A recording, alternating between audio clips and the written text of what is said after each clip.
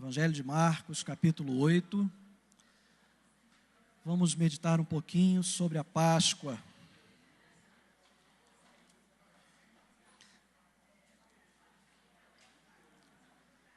Vamos começar a ler Marcos, capítulo 8, lá no verso 38, que é o último versículo, e vamos avançar no capítulo 9 até o verso 4.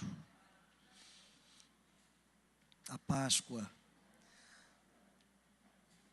Uma das datas mais importantes para nós, para os cristãos de todo o mundo.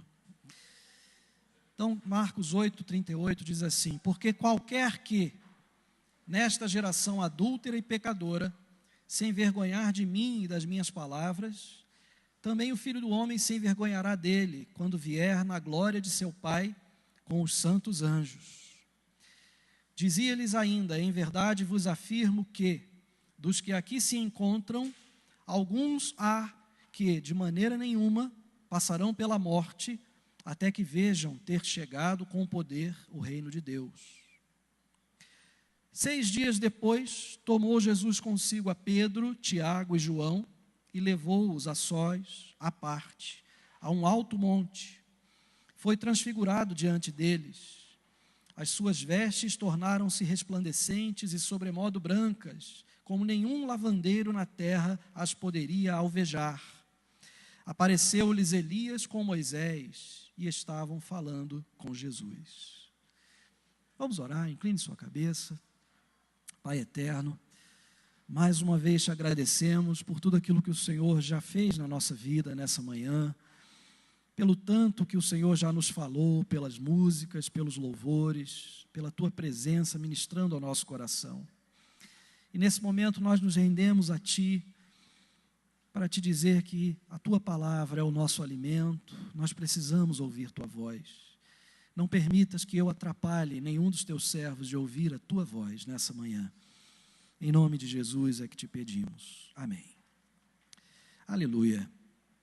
Queridos, essa passagem, durante muito tempo, ela me trouxe dificuldades, porque ela parecia ser uma daquelas passagens, daquelas que a gente fala assim: puxa vida, não consigo entender, acho que, será que Jesus se enganou? Porque ele disse que, no verso 1 do capítulo 9, em verdade vos afirmo que dos aqui se encontram alguns há que de maneira nenhuma passarão pela morte, até que vejam ter chegado com poder o reino de Deus. E aqueles discípulos todos morreram, todos eles passaram pela morte, alguns mais cedo, outros mais tarde, e depois deles, gerações após gerações de discípulos também morreram e passaram pela morte, e todos eles esperando que o reino de Deus chegasse com poder, e até hoje o Senhor não voltou.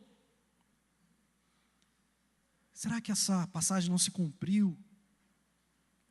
Eu já vi alguns judeus que não aceitam que Jesus é o Messias, usando esse verso, por exemplo, para dizer: está vendo? O que ele falou não se cumpriu. E até um dia que eu, relendo isso aqui pela milésima vez talvez, o Espírito Santo abriu os meus olhos e falou: não, você que está esperando a coisa errada. O que o autor de Marcos aqui está falando é o seguinte: olha, a sequência do verso 1, ela acontece no verso 2 e no verso 3. Então, quando Jesus disse: olha, em verdade eu digo que alguns de vocês, alguns há, que de maneira nenhuma passarão pela morte, até que vejam ter chegado com poder o reino de Deus. Isso aconteceu 6 dias depois, e é o que está narrado no seguinte verso. 6 dias depois, tomou Jesus consigo a Pedro, Tiago e João, alguns daqueles, e levou-os a um alto monte. E lá eles viram o reino de Deus chegando com poder. Lá eles viram a chegada com poder do reino de Deus. Ali eles perceberam que aquele que falava com eles não era outro senão o Filho de Deus. Ali eles viram o seu poder mais ou menos parecido com o poder que ele já tinha antes de nascer. Ali eles perceberam que ele é um ser que era muito mais do que aquilo que os outros podiam ver, na sua aparência simples de um homem castigado pelo trabalho, suado, queimado pelo sol. talvez mal cheiroso, né? Alguém que viajava a pé por aquelas estradas empoeiradas ali da Palestina. Mas ali, naquele monte, eles viram outra coisa. Eles viram que, na verdade, ele era o Filho de Deus.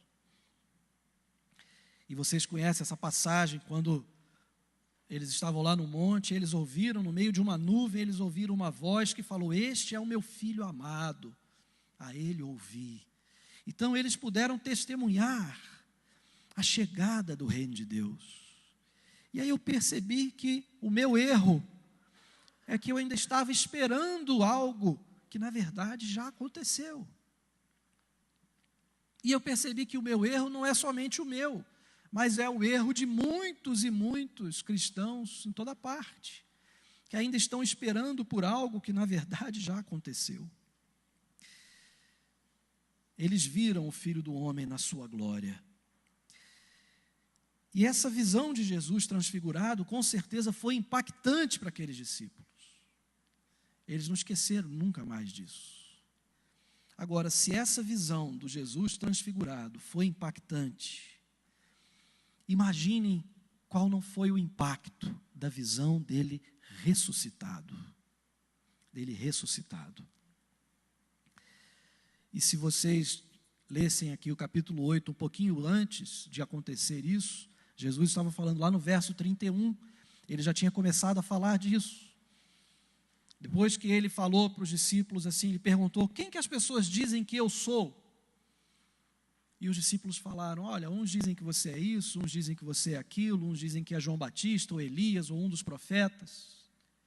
E ele perguntou: e vocês?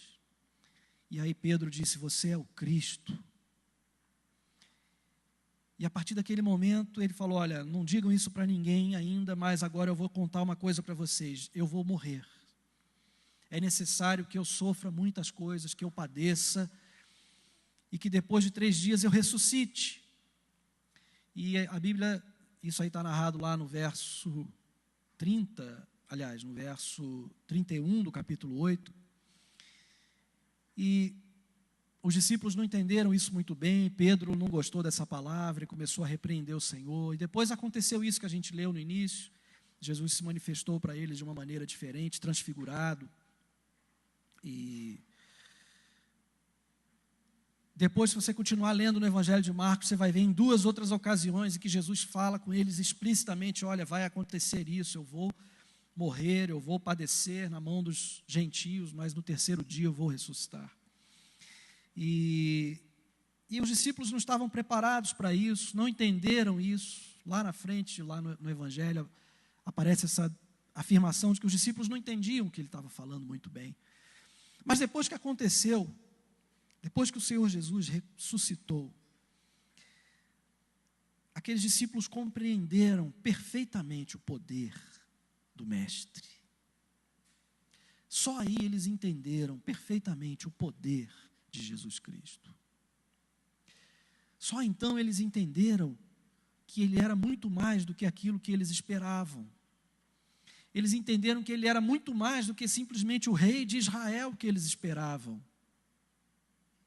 Entenderam que o reino dele transcende esse mundo. Que ele é Senhor tanto de vivos quanto de mortos. E eles não esperavam que o Messias fosse Senhor dos vivos e dos mortos. Eles não esperavam que o Messias, o rei, tivesse poder sobre a morte. Mas aquele que eles agora entendiam tinha o poder sobre a morte. Eles adquiriram a compreensão, progressivamente, eu creio nisso, eles adquiriram a compreensão da divindade de Jesus Cristo. E essa compreensão, ela foi amadurecendo ao longo dos anos, foi amadurecendo ao longo das décadas e até mesmo ao longo dos séculos do cristianismo. Eles entenderam que Jesus não era apenas um grande profeta, o seu poder chegava até mesmo sobre a morte. Eles compreenderam que Jesus poderia estar em toda parte, porque Jesus ressuscitou e aparecia de repente num lugar, depois desaparecia. E o Senhor Jesus disse para eles: olha, eu vou estar com vocês todos os dias, até a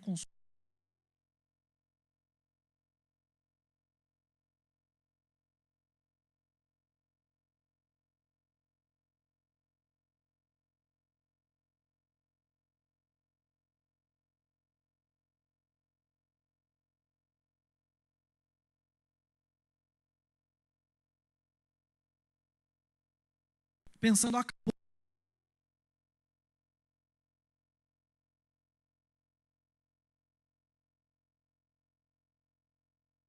Depois que ele ressuscitou, eles perderam o medo, e Jesus mandou que eles fossem para Jerusalém, e eles foram e ficaram lá, já não estavam mais se escondendo, e ficaram lá esperando o cumprimento das outras promessas de Jesus, de que eles seriam revestidos de poder, quando descesse sobre eles o Espírito Santo, e eles ficaram lá, já não estavam mais trancados, estavam lá para Jerusalém, para cumprir a ordem do Mestre, e depois que eles foram revestidos de poder, pela descida do Espírito Santo, a sua fé se espalhou pelo mundo, com grande poder, com grande poder.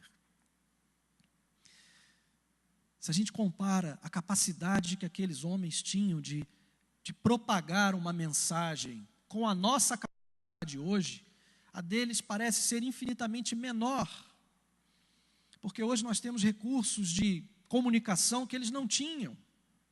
Não tinham rádio, não tinham televisão, não tinham internet. E mesmo assim, eles conseguiram propagar essa mensagem com grande rapidez e com grande eficácia. Né? Porque uma coisa é propagar a mensagem com rapidez, outra coisa é com rapidez e efetividade, transformando verdadeiramente pessoas, civilizações, culturas, como eles transformaram. Sabe, o mundo foi transformado depois daquela Páscoa. E a mensagem da Páscoa é essa: Jesus está vivo. Jesus reina. Ele é rei. Ele não é rei do jeito que a gente esperava, mas ele é rei de um jeito mais poderoso ainda. O reino dele não veio da maneira que a gente esperava, mas ele veio de outra maneira. E ele se expande, e eu sou parte dele hoje. Hoje você é parte desse reino, e você é vital para que esse reino se expanda, para que ele cresça. Jesus vive em nós, e por meio de nós fará o seu reino se expandir. As portas do inferno não resistirão contra a igreja. Por quê? Porque ele vive. Ele reina, ele vive em nós, ele vive por meio de nós, ele se manifesta por meio de nós. Isso é Páscoa. A mensagem da Páscoa é: Satanás não é mais, nunca foi, mas ele se declarava o rei deste mundo, né? Ele disse para o próprio Jesus: todas as coisas, tudo isso aqui, todos esses reinos, isso tudo me foi dado. Pois bem, agora isso tudo lhe foi tomado. Agora, ele não tem mais autoridade. Por quê? Porque o reino de Deus, ele foi plantado no meio deste mundo. E ele vai se expandindo no meio desse mundo. Então agora, onde o reino de Deus chegar, o reino de Satanás tem que recuar. Essa é a mensagem da Páscoa. Você é parte disso. Eu sou parte disso. Onde havia doença, agora haverá cura. Onde havia opressão, agora haverá liberdade. Onde havia cegueira, agora haverá visão. Onde havia dor, agora haverá consolo. Onde havia lágrimas, agora haverá lenços para enxugar as lágrimas. Por quê? Porque Jesus está entre nós. Onde você chegar, Jesus chegou. Quem você abraçar, Jesus abraçou. Quem você abençoar, Jesus abençoou. Isso é Páscoa. Ele está vivo. Parece que com o tempo, essa mensagem da Páscoa, essa mensagem do reino de Deus, não sei, a história da igreja ela é complexa, até para a gente entender ela é complexa, porque depende de quem conta essa história. Mas o fato é que ao longo do tempo, ao longo dos séculos, parece que essa mensagem ela foi se diluindo e foi se transformando. E talvez a gente precise voltar um pouquinho na história para mudar, talvez, a nossa própria forma de ver. A historinha que eu contei para vocês no início, acerca da dificuldade que eu tinha com esse verso 38, aliás, com o verso 1 do capítulo 9, tem a ver com isso. Tem a ver com o fato de eu ter a compreensão errada sobre a vinda do reino de Deus. Então a gente precisa, talvez, reorientar a nossa visão. O cristianismo se espalhou e continuou crescendo e crescendo como não como uma religião. O cristianismo não era uma religião. O cristianismo era um modo de vida. Ele era um modo de vida. As pessoas, elas viviam em comunidades. Elas viviam juntas umas das outras, de uma maneira incomum para aquela época e também para nós. Isso é narrado na Bíblia. Cada um via ao outro como expressão e continuação de Deus. O mesmo Deus que está em mim está no Salu. Então, nós dois somos parte de uma mesma coisa. Somos participantes de um mesmo Deus. E as pessoas viviam assim, numa vida muito simples. O cristianismo cresceu principalmente entre pessoas simples, pobres, rejeitadas. Pessoas muito cultas, em geral, não eram cristãs. Os cultos da época eram os filósofos gregos e eles desprezavam o cristianismo. Embora eles acreditassem em um só Deus, eles eram monoteístas, os filósofos, Platão. Mas eles nunca acreditavam que um Deus pudesse se fazer homem, sofrer. Isso aí para eles era ridículo. Deus não muda, Deus não sente, Deus é impassível, era assim que eles imaginavam. Como é que um Deus pode sofrer? Então a mensagem era desprezada por aqueles homens que não eram cristãos, pelos cultos. E o cristianismo foi crescendo, até que ele foi chegando aos estratos mais altos da sociedade, e a gente sabe disso, até na corte do imperador romano existia cristãos. Mas esses cristãos, eles eram escondidos, eles se reuniam em secreto. Eram pessoas extremamente caridosas. Eram pessoas que iam lá quando as prostitutas jogavam fora as crianças, jogavam os bebês para fora dos muros da cidade para serem comidos por animais selvagens. Os cristãos iam lá, pegavam esses bebês e adotavam, cuidavam deles. Os cristãos socorriam as pessoas nos momentos de peste, de calamidade. E as pessoas não entendiam isso, mas é porque eles não tinham mais medo da morte. Porque o Senhor deles venceu a morte. Mas depois, quando chegou no final do terceiro século, ali, ano 200 e alguma coisa, houve uma perseguição terrível contra a igreja. Não foi no final, não, acho que foi no início do terceiro século. Uma perseguição promovida por um imperador chamado Diocleciano. A perseguição de Diocleciano, para muitos, mudou a cara do cristianismo, porque praticamente todos foram mortos. O que sobrou do cristianismo depois daquilo foi muito pouco mesmo, foi um remanescente. Então alguns acham que talvez ali o cristianismo tenha sofrido um golpe muito forte. Não sei, o problema é que ali os cristãos muitos achavam que estavam diante do anticristo. E que estavam vivendo a grande tribulação da qual a Bíblia fala. Porque realmente parecia isso. Aquilo que o Estado Islâmico faz ali com algumas dezenas, eles fizeram com centenas de milhares. Não sobrou quase ninguém em alguns lugares. O imperador romano fez isso. E algum tempo depois, o que aconteceu? Algum tempo depois veio Constantino e oficializou o cristianismo. Tornou o cristianismo uma religião oficial. E aí aquele remanescente de cristãos olhou para aquilo e falou assim: o reino de Deus chegou, passou a tribulação, começou o milênio.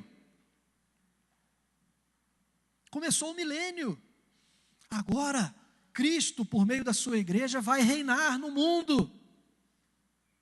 E aí realmente o cristianismo começou a reinar, mas já não era mais um cristianismo igual ao que existia antes da perseguição.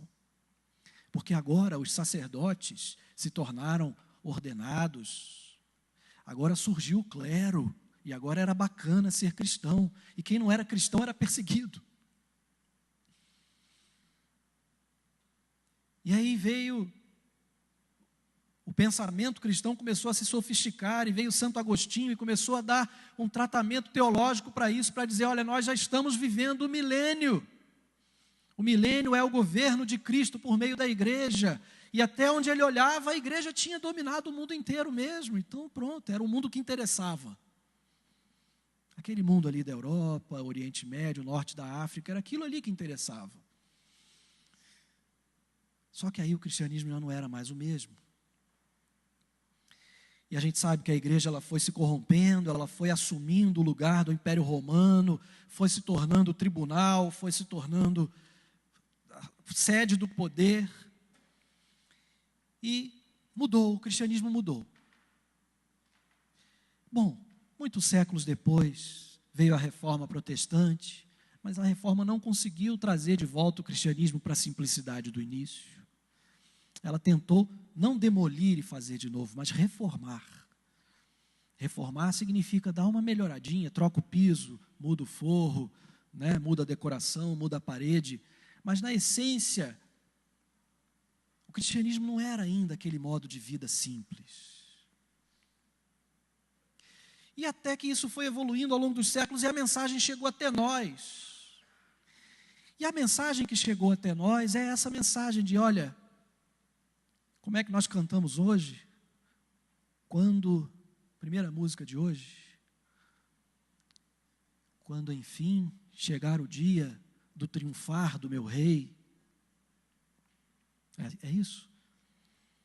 Eu estou acostumado a cantar essa música com a versão dos batistas, então não sei, é da Assembleia assim, né? Quando enfim chegar o dia do triunfar do meu rei. Mas então o dia do triunfar do rei não chegou ainda. A gente sabe que nessa música a gente está cantando acerca da segunda vinda de Cristo, mas queridos, eu acho que esses que sucederam o Senhor aqui no início, eles não achavam que o dia do triunfar do seu rei não tinha chegado. Eles achavam que esse dia já tinha chegado. E que eles estavam vivendo esse triunfo. Não na forma de uma igreja que domina a sociedade, não, de jeito nenhum. Da forma de uma igreja que transforma a sociedade. Chegou no momento em que o cristianismo achou que tinha que dominar a sociedade. Não é isso. O triunfar do cristianismo não é o dia que nós tivermos um presidente da república evangélico. Não. Misericórdia, se chegar esse dia. Porque o que nós estamos vendo sendo feito em nome do evangelho, eu não sei se tem nada a ver com esse evangelho aqui. As pessoas estão ansiando pelo poder deste mundo. Não é esse. É o poder de um outro mundo. Então, hoje, parece que a gente continua esperando o dia do triunfar do nosso rei. Mas a gente se esquece que o nosso rei está vivo dentro de nós. E a gente se esquece que no lugar que você pisa, o nosso rei está pisando. Aquilo que você faz em nome dele, é ele que está fazendo. A segunda vinda dele, para mim, que a gente chama de segunda vinda, não será a segunda, será a terceira. Porque a segunda foi quando ele veio por meio do seu Espírito em nós. Ele está aqui, ele já veio.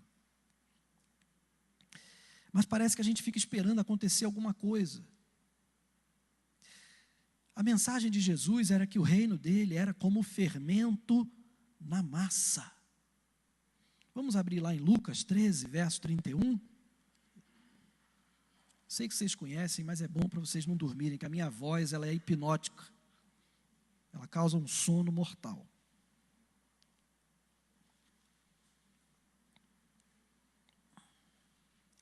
Lucas 13, 21. Vamos ler o 20 e o 21. Disse mais: a que compararei o reino de Deus?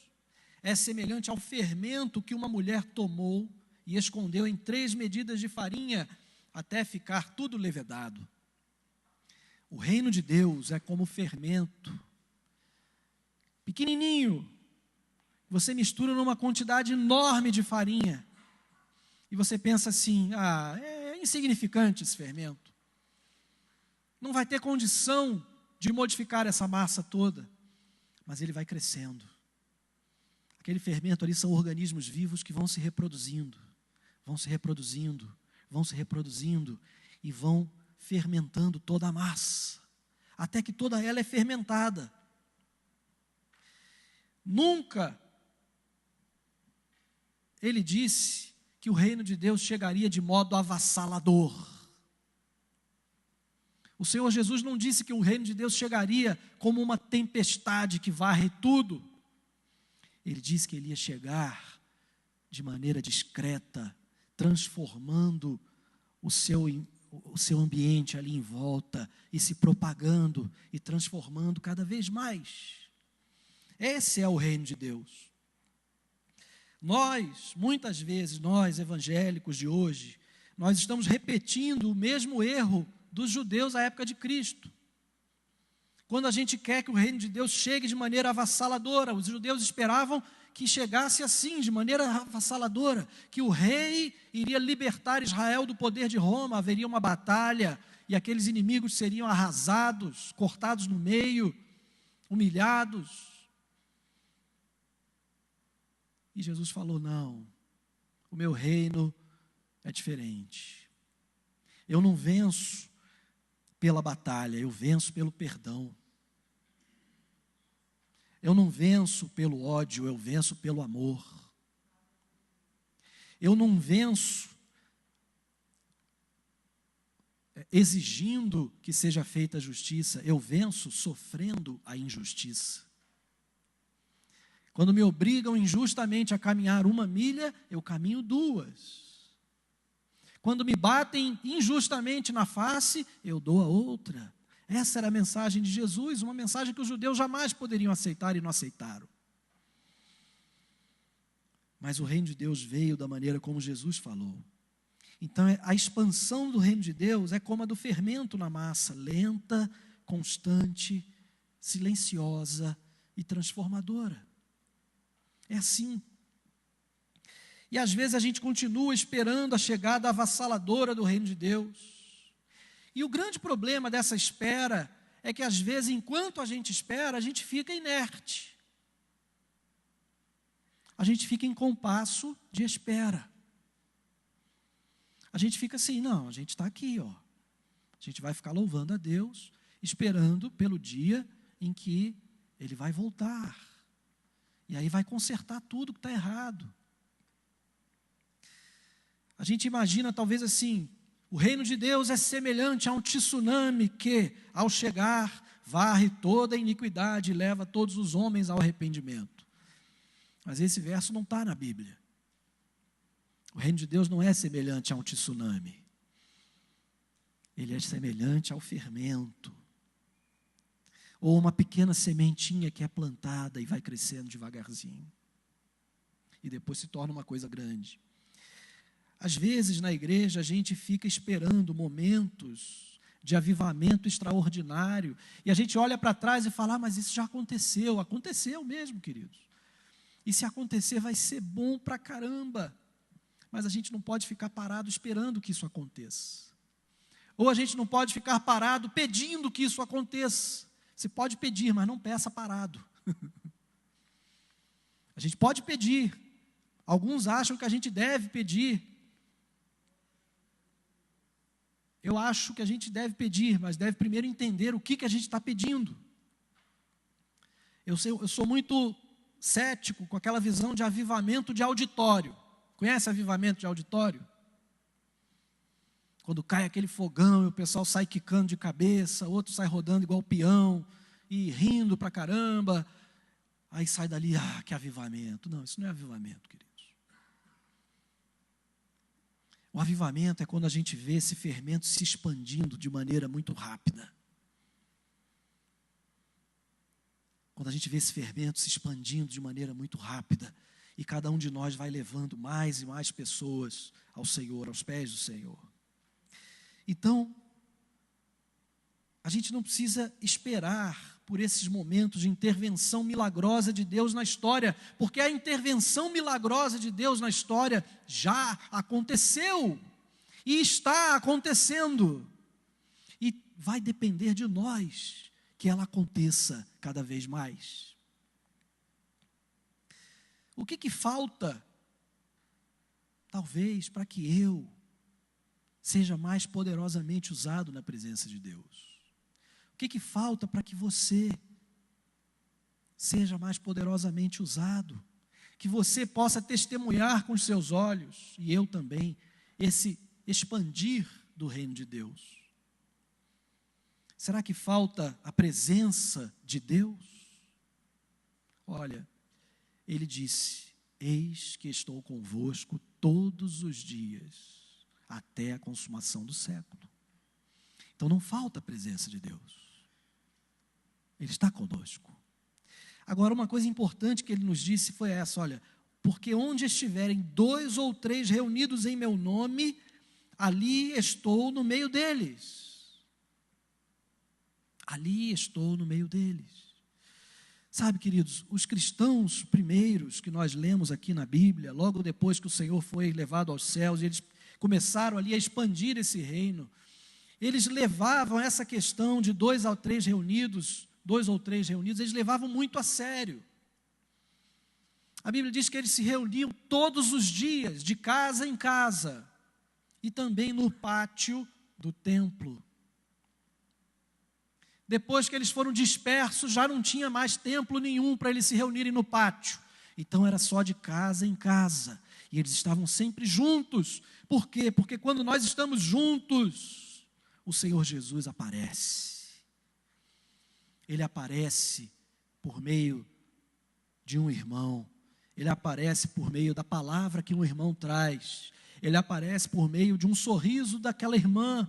Ele aparece por meio de uma profecia que um outro irmão entrega. Ele aparece por meio de um abraço caloroso que outro irmão traz.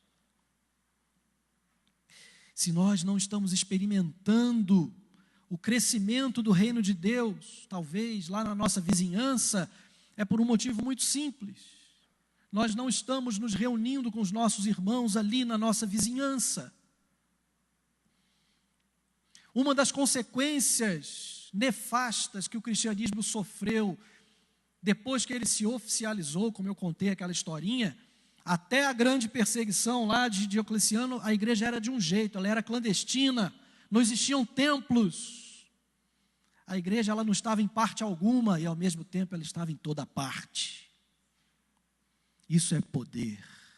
Isso significa você sair levando o fermento para todo lugar. E o fermento vai fermentando. Mas depois que Constantino oficializou a igreja, a coisa mudou.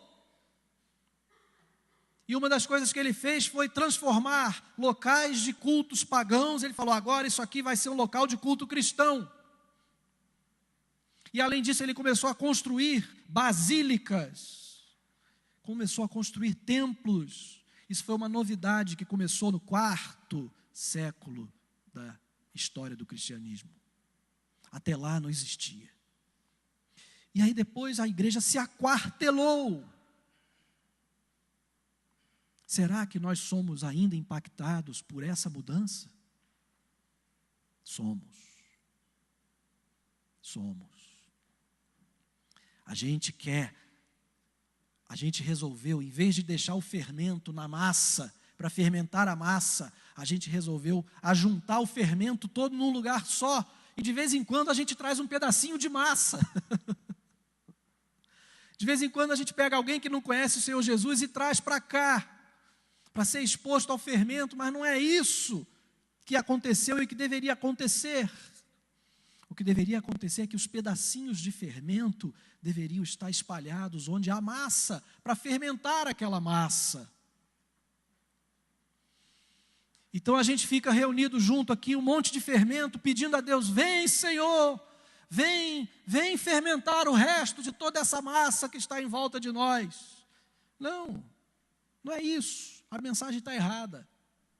A mensagem do Senhor é: sai daí, vai para lá, vai para onde tem massa. Pega o irmão seu, dá o braço, abre uma reunião na sua casa e chama seus vizinhos. Onde tiverem 2 ou 3, eu vou estar lá. Quando vocês falarem, vai ser eu falando. Quando vocês orarem em meu nome, eu que vou estar fazendo. Essa é a mensagem do cristianismo, queridos. Eu quero que vocês saibam, irmãos, que esta igreja de Nova Vida do Guará entende e tem tentado explicar para vocês, para todos nós, que existe um outro nível de caminhada cristã que acontece fora deste lugar. Se você está acostumado com a caminhada cristã apenas neste lugar, é bênção para a sua vida, amém. Mas saiba que existe um outro nível de caminhada cristã que te espera. E a igreja, esta igreja anseia porque você experimente esse outro nível de caminhada. Existem pequenos grupos que se reúnem. Se você abrir o seu boletim, você vai ver uma relação deles. Há outros que não estão nessa relação. Mas sinta-se estimulado a participar de pequenos grupos. Abra um pequeno grupo na sua casa, se não tiver um perto de onde você mora. Ou então vá lá, frequenta um perto de onde você mora, porque o reino de Deus precisa achar a massa para fermentar. E você é esse fermento. Você tem tudo o que precisa. Então, da parte de Deus não falta a presença dele, da parte de Deus não falta unção. A gente às vezes fica esperando um revestimento de poder diferente, mas esse revestimento já veio.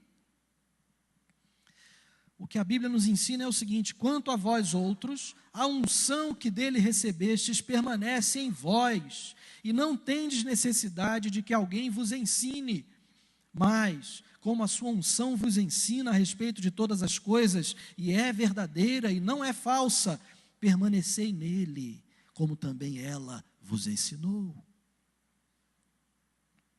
Permaneça nessa unção que já está em você. Você tem essa unção. Às vezes a gente se sente meio fraquinho demais. Não, eu não sei muito bem a vontade de Deus. O dia que Deus realmente falar comigo de maneira poderosa, aí sim eu vou me arriscar a fazer algo para Deus. Não é assim, meu irmão. A palavra de Deus não é assim. A palavra de Jesus é: vai, os sinais vão te acompanhar. Vai. Quando você orar, eu vou aparecer e vou fazer. Não espere eu colocar todas as palavras na sua boca para você falar primeiro. Vai e fala. Na hora que você começar a falar, eu vou colocar a palavra na sua boca. A presença de Deus em nós se manifesta quando a gente coloca a nossa fé em ação. E quando a gente fala: Deus, agora, é agora ou nunca. Aí Ele aparece. Aí Ele faz. Quando a gente fala assim: Deus, quem vai passar vergonha não sou eu não, é o Senhor, mas eu vou lá. E aí Ele não vai passar vergonha e nem vai te fazer passar. Então, nós temos essa unção. A gente não precisa de uma autoridade diferente, porque o Senhor Jesus disse: eis aí, vos dei autoridade para pisar de serpentes e escorpiões e sobre todo o poder do inimigo, e nada absolutamente vos causará dano. Você tem autoridade. Você tem autoridade. Se a gente não experimenta essa autoridade na nossa vida, é porque a gente não usa. Às vezes a gente não tem coragem de exercê-la. A gente não tem coragem de determinar em nome de Jesus que certas coisas aconteçam, mas isso não é para a nossa glória, não. É para a glória dele. A gente não tem coragem de orar com autoridade para que o nosso vizinho se converta. A gente não tem coragem de invocar o nome do Senhor com autoridade, para que uma determinada situação, talvez uma tentação que está aí te afligindo, de vez em quando você cai por causa dela, talvez esteja faltando autoridade, exercer essa autoridade em nome de Jesus. Nós podemos exercê-la. Da parte do Senhor, queridos, não falta nada para a gente experimentar o reino de Deus de uma maneira diferente. O que falta é da nossa parte. Às vezes falta ousadia, como a gente viu lá, os cristãos pedindo ousadia. Eles oraram assim, lá em Atos capítulo 4 é descrito: agora, Senhor, olha para as suas ameaças e concede aos teus servos que anunciem com toda intrepidez a tua palavra. Enquanto estendes a mão para fazer curas, sinais e prodígios por intermédio do nome de teu santo servo Jesus. Tendo eles orado, tremeu o lugar onde estavam reunidos. Todos ficaram cheios do Espírito Santo e com intrepidez anunciavam a palavra de Deus. Eles não oraram para que o lugar tremesse. Eles não oraram para serem cheios do poder.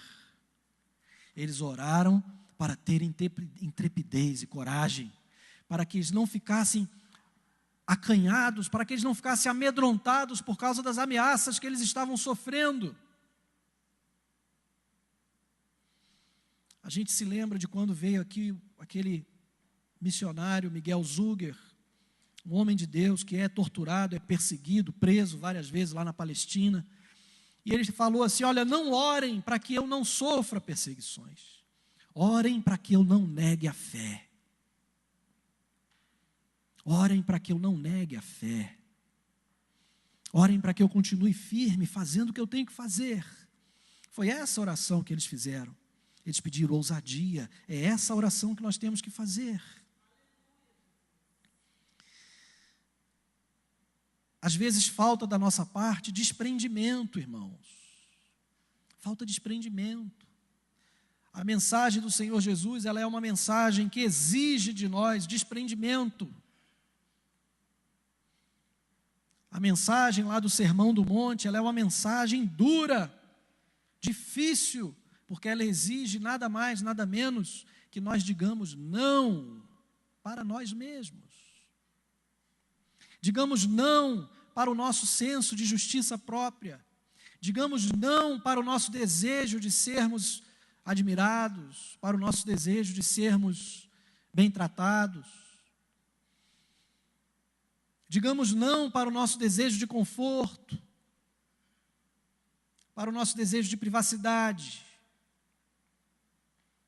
O Senhor falou assim: então, convocando a multidão e juntamente com os seus discípulos, disse-lhes: se alguém quiser vir após mim, a si mesmo se negue, tome a sua cruz e siga-me.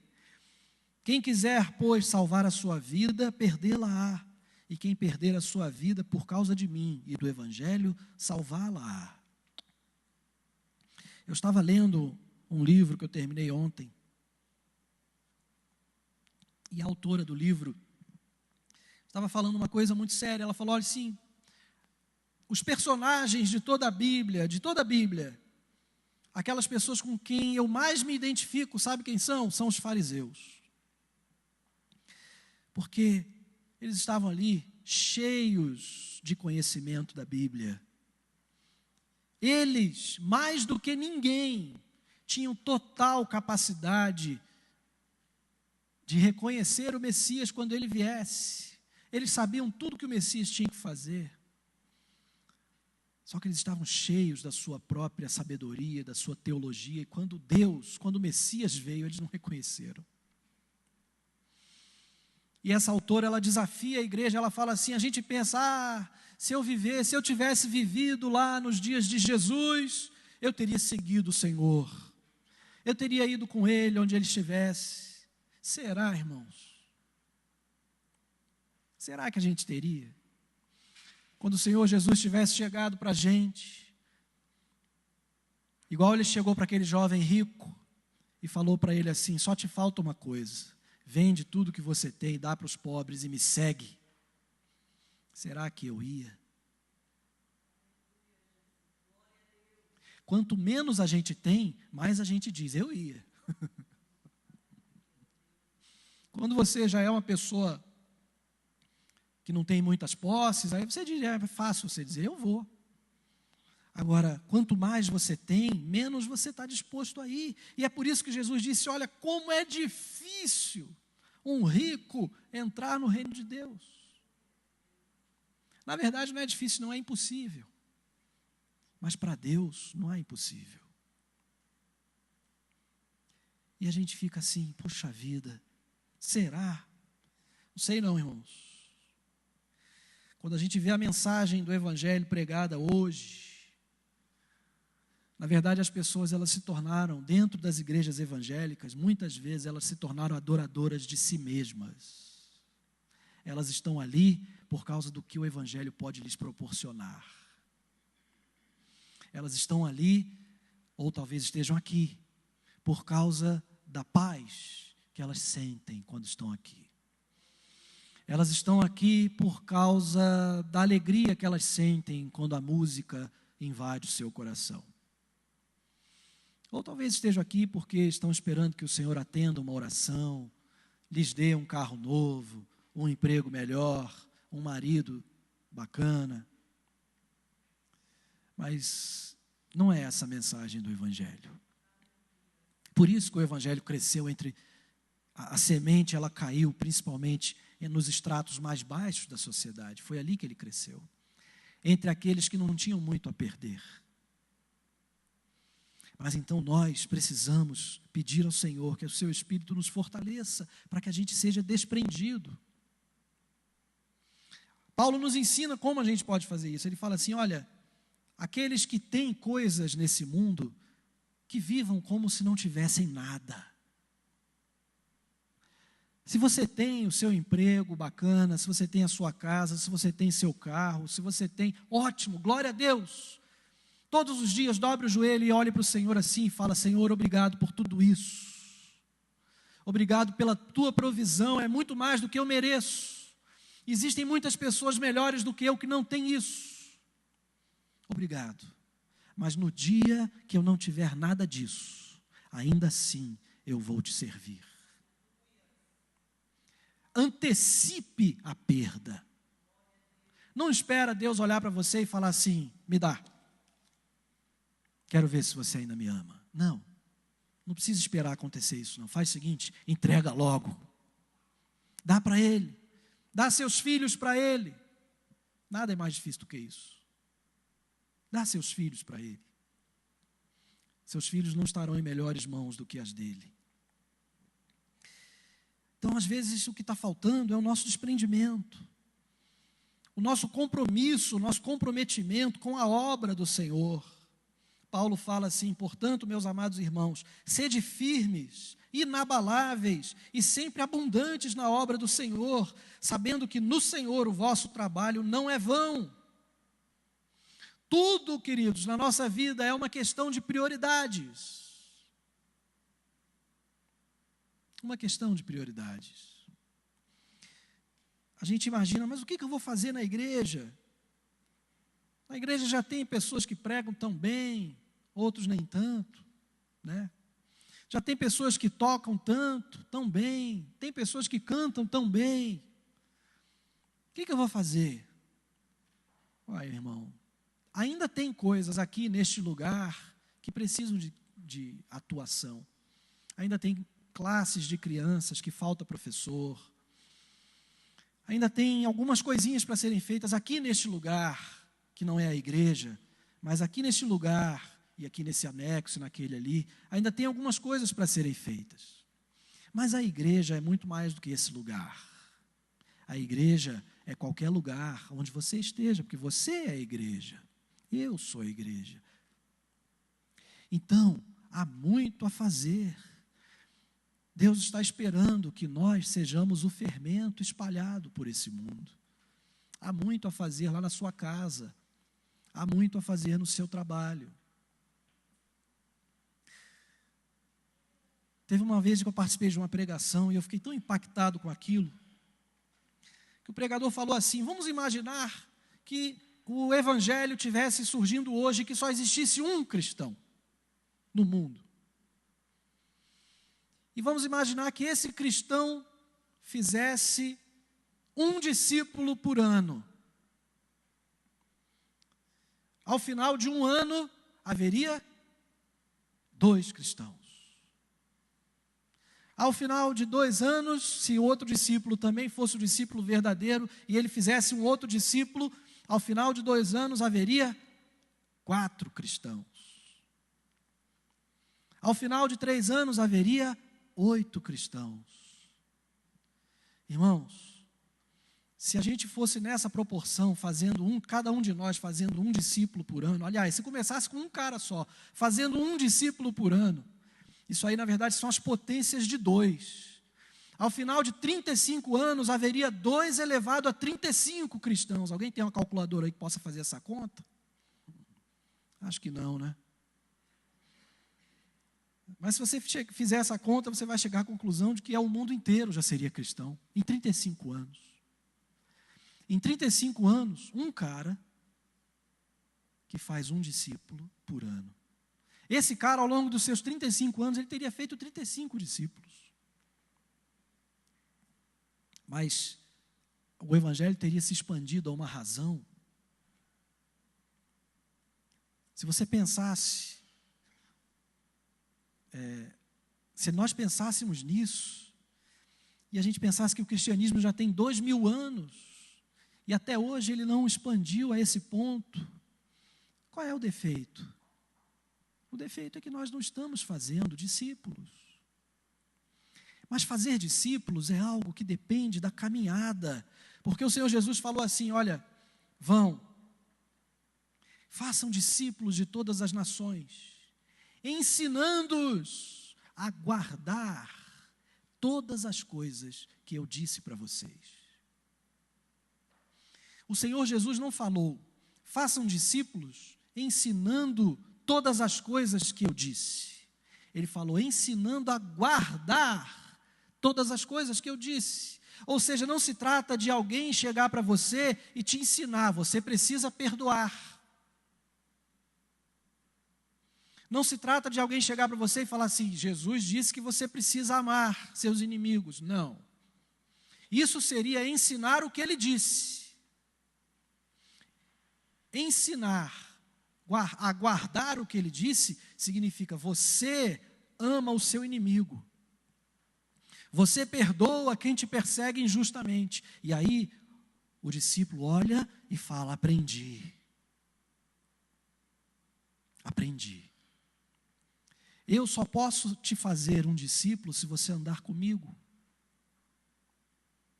Eu só posso te ensinar como é que é para dirigir no trânsito, como um cristão deve dirigir, se você me ver dirigindo. Porque não adianta nada eu dizer para você, faça isso, faça aquilo, porque isso seria ensinar o que o Senhor está falando, mas não ensinar a viver o que o Senhor mandou. Não ensinar a guardar o que Ele mandou. Vocês percebem a diferença?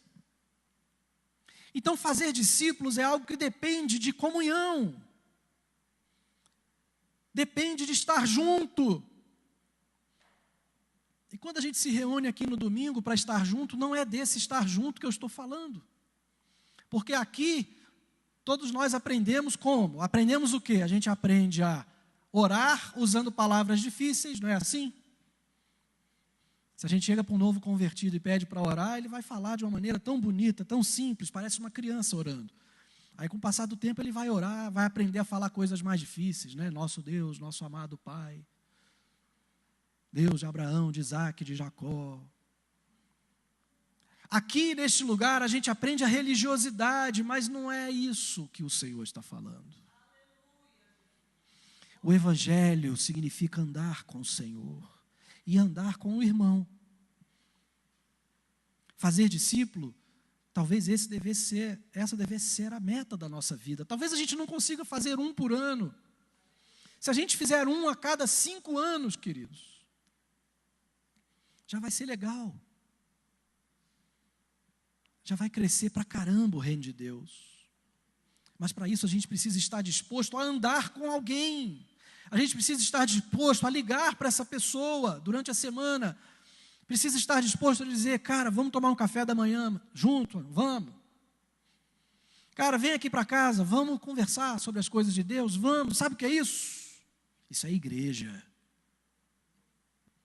Então saiba, meu irmão, que Deus espera algo mais de você. Deus espera que você viva isso. Corra atrás disso, porque aí a gente vai saber que o reino de Deus realmente chegou. Aí a gente vai experimentar esse fermento sendo levedado, a massa sendo levedada pelo fermento. A gente vai ver vidas sendo transformadas. Deus tem me dado a graça de conviver muito perto com algumas pessoas, e é tão lindo você ver as pessoas sendo transformadas. E quando você olha, de repente você percebe que a pessoa está olhando atentamente para o que você faz e está te imitando. E você fala, graças a Deus, eu também imitei alguém. Eu estou conseguindo fazer discípulos.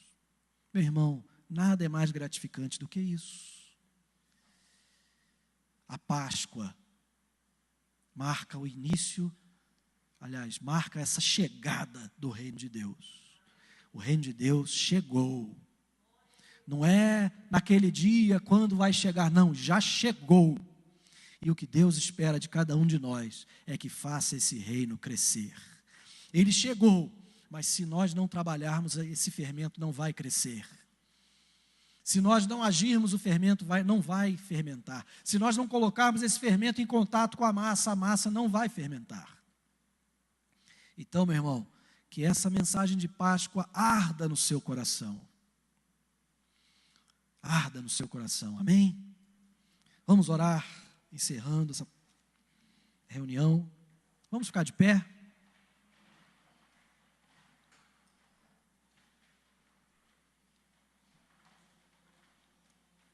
Senhor Deus, nós te agradecemos, ó Pai, do fundo do nosso coração, por estarmos aqui. De alguma maneira, Senhor, a Tua palavra chegou até nós e foi bênção. Nós podemos, ó Deus, te conhecer, nós podemos crer que o Senhor habita em nós, podemos crer que o Senhor morreu pelo nosso pecado, e agora nós temos livre acesso a Deus. Nós podemos crer que o Teu Espírito habita em nós, que nós somos o Teu santuário, e onde nós estamos indo, o santuário do Senhor está indo. Nós sabemos, ó Pai, que tudo aquilo que ligarmos na terra será ligado no céu, e nós te louvamos por isso. Obrigado porque a Tua palavra chegou a nós. Obrigado, Senhor Jesus, porque o Senhor está aqui. A morte não pôde te conter. A morte não pôde te conter. E a morte não é mais um problema, porque ela já foi vencida. No dia que os nossos olhos se fecharem aqui, eles abrirão contigo, e novamente um dia se abrirão aqui quando ressuscitarmos. A morte não interromperá o crescimento do Teu reino. Nada pode impedir o crescimento do Teu reino, a não ser nós. E é por isso que nós te pedimos, tem misericórdia de nós, Senhor. Não permita que nós sejamos, ó Deus, como aqueles homens da parábola que enterraram os seus tesouros. Não permita que nós sejamos como aqueles que guardaram aquela palavra, guardaram a mensagem secretamente, esperando para te entregar no dia que o Senhor voltasse. Nós não queremos ser assim. Misericórdia, tem misericórdia de nós.